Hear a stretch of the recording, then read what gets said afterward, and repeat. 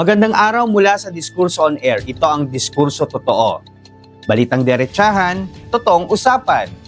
Ako po si Benj Ramos at sisilipin natin ang mga kaganapan sa ating bayan. Ano nga ba ang mga nangyari ngayong linggo? Pag-usapan natin yan. Malakas na lindol sa Cebu, 72 na ang kumpirmadong pumanaw at marami rin ang naapektuhan. Senator Mark Villar, imbitado na rin sa investigasyon sa flood control anomalies. ICC, binusisi ang medical plea ni Duterte para sa kanyang request na indefinite adjournment.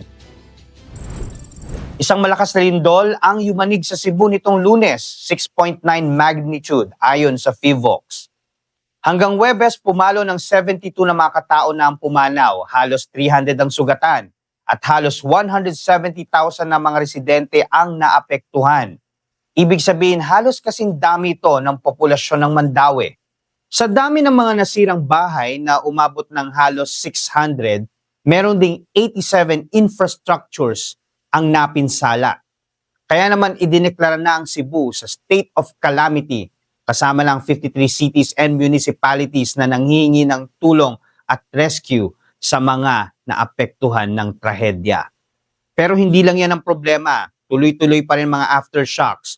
Tinatalang may mahigit 2,300 na mga aftershocks ayon sa PHIVOLCS as of 4 a.m. nitong October 2. At yung iba pa nga umaabot ng magnitude 5. Imagine halos 3 araw nang yumayanig ang lupa. Paano ka makakatulog sa gabi kung anytime pwede kang abutin ulit ng lindol? Ayon sa PHIVOLCS director na si Teresito Bacolcol, dapat maging alerto tayo, lalo na sa mga posibleng landslide na mangyayari. At payo niya rin na kung merong malakas na pagyanig, huwag nating kalilimutan ang duck, cover at hold. Huwag naman duck, cover and video.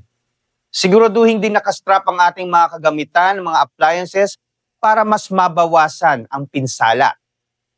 Sa ngayon, tinututukan pa rin ang rescue, relief, and recovery. Ang challenge ngayon ay paano matutulungan lahat ng apektado mula sa mabigat na trahedyang ito.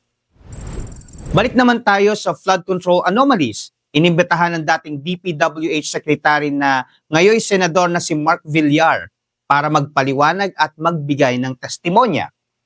Base sa investigation, kailangan niyang umattend sa hearing sa Taguig this October 7 at 9 a.m.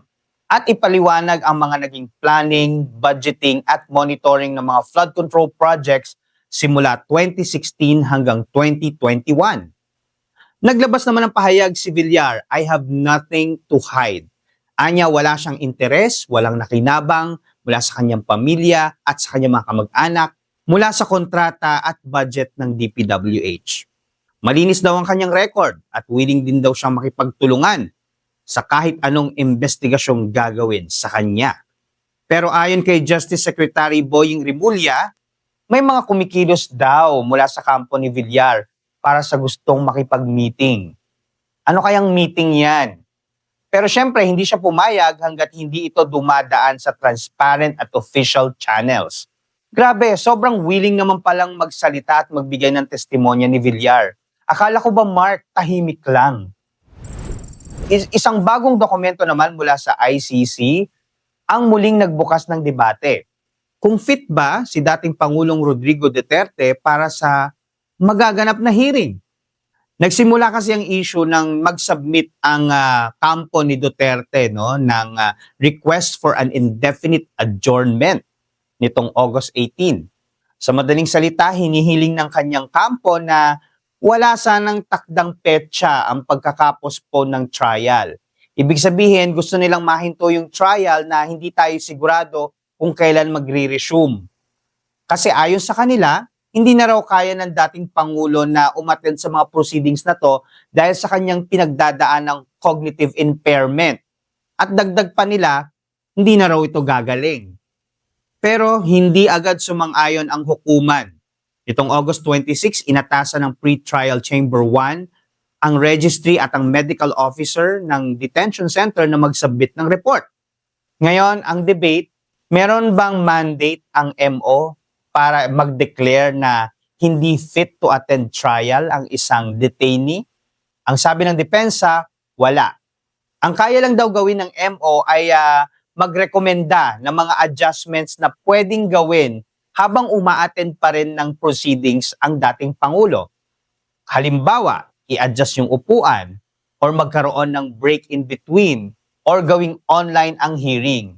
Pero paglilinaw ng ICC, wala raw mandato ang MO para sabihing he is not fit to attend proceedings.